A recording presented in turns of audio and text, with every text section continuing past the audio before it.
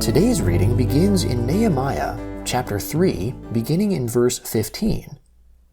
Shallun, the son of Kolhezah, the ruler of the district of Mizpah, repaired the spring gate. He built it, covered it, and set up its doors, its bolts, and its bars. And he repaired the wall of the pool of Shelah by the king's garden, even to the stairs that go down from David's city. After him, Nehemiah, the son of Azbuk, the ruler of half the district of Bethzur, made repairs to the place opposite the tombs of David, and to the pool that was made, and to the house of the mighty men. After him, the Levites, Rehum, the son of Bani, made repairs. Next to him, Hashabiah, the ruler of half the district of Keilah, made repairs for his district. After him, their brothers, Bavi, the son of Henadad, the ruler of half the district of Keilah, made repairs. Next to him, Ezer the son of Jeshua, the ruler of Mizpah, repaired another portion across from the ascent to the armory at the turning of the wall. After him, Baruch the son of Zabbai earnestly repaired another portion, from the turning of the wall to the door of the house of Eliashib the high priest. After him, Meremoth the son of Uriah, the son of Hakaz, repaired another portion, from the door of the house of Eliashib even to the end of the house of Eliashib. After him, the priests, the men of the surrounding area, made repairs. After them, Benjamin and Hashub made repairs across from their house. After them, Azariah, the son of Maaseiah, the son of Ananiah, made repairs beside his own house. After him, Binnui, the son of Henadad, repaired another portion, from the house of Azariah to the turning of the wall, and to the corner. Palau, the son of Uzai, made repairs opposite the turning of the wall, and the tower that stands out from the upper house of the king, which is by the court of the guard. After him, Pedaiah, the son of Parosh, made repairs. Now the temple servants lived in Ophel, to the place opposite the water gate towards the east, and the tower that stands out. After him, the Tekoites repaired another portion, opposite the great tower that stands out, and to the wall of Ophel. Above the horse gate, the priests made repairs, everyone across from his own house. After them, Zadok the son of Immer made repairs across from his own house. After him, Shemaiah the son of Shechaniah, the keeper of the east gate, made repairs. After him, Hananiah the son of Shelemiah and Hanun the sixth son of Zalaph repaired another portion.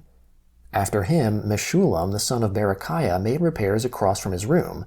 After him, Malchijah, one of the goldsmiths to the house of the temple servants and of the merchants, made repairs opposite the gate of Hamifkad and to the ascent of the corner. Between the ascent of the corner and the sheep gate, the goldsmiths and the merchants made repairs. But when Sanballat heard that we were building the wall, he was angry and was very indignant and mocked the Jews. He spoke before his brothers in the army of Samaria and said, "What are these feeble Jews doing? Will they fortify themselves? Will they sacrifice? Will they finish in a day? Will they revive the stones out of the heaps of rubbish, since they are burnt?" Now Tobiah the Ammonite was by him, and he said, "What they are building, if a fox climbed up it, he would break down their stone wall. Hear our God, for we are despised. Turn back their reproach on their own head. Give them up for a plunder in a land of captivity. Don't cover their iniquity. Don't let their sin be blotted out from before you, for they have insulted the builders." So we built the wall, and all the wall was joined together to half its height, for the people had a mind to work. But when Sanballat, Tobiah, the Arabians, the Ammonites, and the Ashdodites heard that the repairing of the walls of Jerusalem went forward, and that the breaches began to be filled, they were very angry, and they all conspired together to come and fight against Jerusalem, and to cause confusion amongst us. But we made our prayer to our God, and set a watch against them day and night because of them. Judah said, "The strength of the bearers of burdens is fading, and there is much rubble, so that we are not able to build the wall." Our adversaries said, "They will not know or see until we come in amongst them and kill them, and cause the work to cease." When the Jews who lived by them came, they said to us 10 times from all places, "Wherever you turn, they will attack us." Therefore I set guards in the lowest parts of the space behind the wall, in the open places. I set the people by family groups with their swords, their spears, and their bows. I looked and rose up and said to the nobles, to the rulers, and to the rest of the people, "Don't be afraid of them. Remember the Lord, who is great and awesome, and fight for your brothers, your sons, your daughters, your wives, and your houses." When our enemies heard that it was known to us, and God had brought their counsel to nothing, all of us returned to the wall, everyone to his work.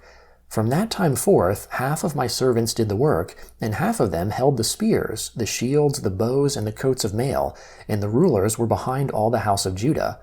Those who built the wall and those who bore burdens loaded themselves. Every one with one of his hands did the work, and with the other held his weapon. Amongst the builders, everyone wore his sword at his side, and so built. He who sounded the trumpet was by me. I said to the nobles, and to the rulers, and to the rest of the people, "The work is great and widely spread out, and we are separated on the wall, far from one another. Wherever you hear the sound of the trumpet, rally there to us. Our God will fight for us." So we did the work. Half of the people held the spears from the rising of the morning until the stars appeared. Likewise at the same time I said to the people, "Let everyone with his servant lodge within Jerusalem, that in the night they may be a guard to us, and may labor in the day." So neither I, nor my brothers, nor my servants, nor the men of the guard who followed me took off our clothes. Everyone took his weapon to the water. Then there arose a great cry of the people and of their wives against our brothers the Jews. For there were some who said, "We, our sons and our daughters, are many. Let us get grain, that we may eat and live." There were also some who said, "We are mortgaging our fields, our vineyards, and our houses. Let us get grain because of the famine." There were also some who said, "We have borrowed money for the king's tribute, using our fields and our vineyards as collateral. Yet now our flesh is as the flesh of our brothers, and our children as their children. Behold, we bring our sons and our daughters into bondage to be servants, and some of our daughters have been brought into bondage. It is also not in our power to help it, because other men have our fields and our vineyards." I was very angry when I heard their cry and these words. Then I consulted with myself, and contended with the nobles and the rulers, and said to them, "You exact usury, every one of his brother." I held a great assembly against them. I said to them, "We, after our ability, have redeemed our brothers the Jews that were sold to the nations, and would you even sell your brothers, and should they be sold to us?" Then they held their peace, and found not a word to say. Also I said, "The thing that you do is not good. Shouldn't you walk in the fear of our God because of the reproach of the nations, our enemies? I likewise, my brothers and my servants, lend them money and grain. Please let us stop this usury. Please restore to them, even today, their fields, their vineyards, their olive groves, and their houses, also the 100th part of the money, and of the grain, the new wine, and the oil, that you are charging them." Then they said, "We will restore them, and will require nothing of them. We will do so, even as you say." Then I called the priests, and took an oath of them, that they would do according to this promise. Also I shook out my lap, and said, "So may God shake out every man from his house, and from his labor, that doesn't perform this promise. Even may he be shaken out and emptied like this." All the assembly said, "Amen," and praised the Lord. The people did according to this promise. The first letter of Paul to the Corinthians, chapter 7, beginning in verse 25. "Now concerning virgins, I have no commandment from the Lord, but I give my judgment as one who has obtained mercy from the Lord to be trustworthy. Therefore I think that because of the distress that is on us, it's good for a man to remain as he is. Are you bound to a wife? Don't seek to be freed. Are you free from a wife? Don't seek a wife. But if you marry, you have not sinned. If a virgin marries, she has not sinned. Yet such will have oppression in the flesh, and I want to spare you. But I say this, brothers, the time is short.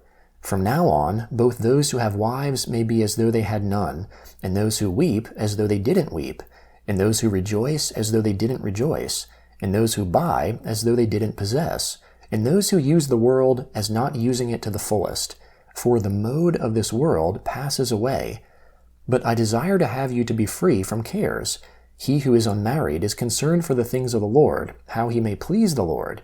But he who is married is concerned about the things of the world, how he may please his wife. There is also a difference between a wife and a virgin. The unmarried woman cares about the things of the Lord, that she may be holy both in body and in spirit.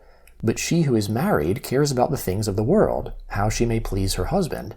This I say for your own benefit, not that I may ensnare you, but for that which is appropriate, and that you may attend to the Lord without distraction. But if any man thinks that he is behaving improperly towards his virgin, if she is past the flower of her age, and if need so requires, let him do what he desires. He doesn't sin, let them marry. But he who stands steadfast in his heart, having no urgency, but has power over his own will, and has determined in his own heart to keep his own virgin, does well. So then both he who gives his own virgin in marriage does well, and he who doesn't give her in marriage does better. A wife is bound by law for as long as her husband lives, but if the husband is dead, she is free to be married to whomever she desires, only in the Lord. But she is happier if she stays as she is, in my judgment, and I think that I also have God's Spirit. Psalm 32, beginning in verse 1. Blessed is he whose disobedience is forgiven, whose sin is covered. Blessed is the man to whom the Lord doesn't impute iniquity, in whose spirit there is no deceit. When I kept silence, my bones wasted away through my groaning all day long. For day and night your hand was heavy on me. My strength was sapped in the heat of summer. I acknowledged my sin to you. I didn't hide my iniquity. I said, I will confess my transgressions to the Lord, and you forgave the iniquity of my sin. For this, let everyone who is godly pray to you in a time when you may be found. Surely when the great waters overflow, they shall not reach to him. You are my hiding place. You will preserve me from trouble. You will surround me with songs of deliverance. I will instruct you and teach you in the way which you shall go. I will counsel you with my eye on you. Don't be like the horse or like the mule, which have no understanding, who are controlled by bit and bridle, or else they will not come near to you.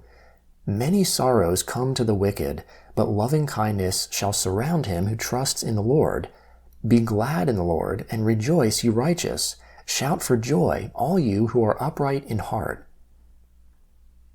Proverbs chapter 21, beginning in verse 5. The plans of the diligent surely lead to profit, and everyone who is hasty surely rushes to poverty. Getting treasures by a lying tongue is a fleeting vapor for those who seek death. The violence of the wicked will drive them away because they refuse to do what is right.